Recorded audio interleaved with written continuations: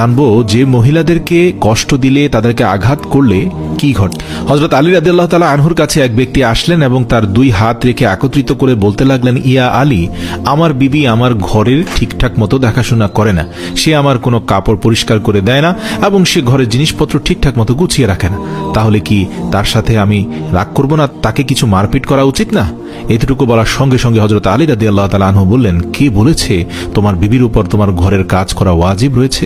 মনে রাখবে, ইসলামে মহিলাদের সম্মানকে যতটা উঁচুতে রাখা হয়েছে ততটা সম্মান অন্য কোনো মাযহাব দিতে পারেনি। আমি আল্লাহ রাসূলের কাছ থেকে শুনেছি, মহিলাদের সবচেয়ে বড় দায়িত্ব হলো সে যেন তার সন্তানকে ভালোভাবে মানুষ করে এবং সে তার সন্তানের দেখাশোনা করে। কিন্তু যদি তার সন্তানের দেখাশোনা করার জন্য তার স্বামীর কাছে সাহায্য চেয়ে নেয়, তাহলে সেটিও চাইতে পারে। আর এখানে তুমি তাকে ঘরের কাজ করার জন্য বলছো।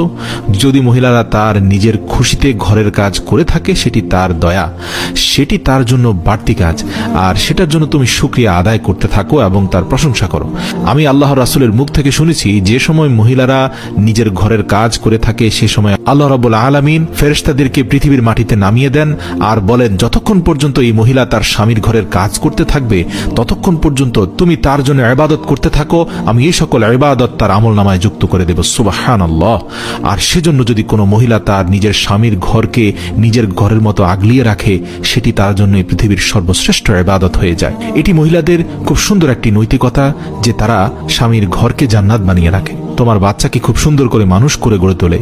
কিন্তু কেউ যদি কোনো মহিলার উপর জুলুম করে আর বারবার ঘরের কাজের জন্য পেরেশান করে বিরক্ত করতে থাকে, তার উপর অত্যাচার করে থাকে, তাহলে রোজ হাসরের দিন আল্লাহ রাব্বুল আলামিন সেই মানুষটির গর্দান ধরে টেনে নিয়ে আসবেন এবং তাকে কঠিন শাস্তি দিবেন।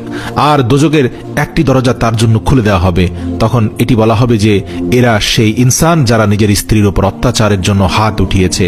এরা হচ্ছে পৃথিবীর সবচেয়ে বড় কাপুরুষ, যে তার দুর্বল স্ত্রীকে ভালোবাসায় আগলে নেওয়ার বদলে অত্যাচার করেছে।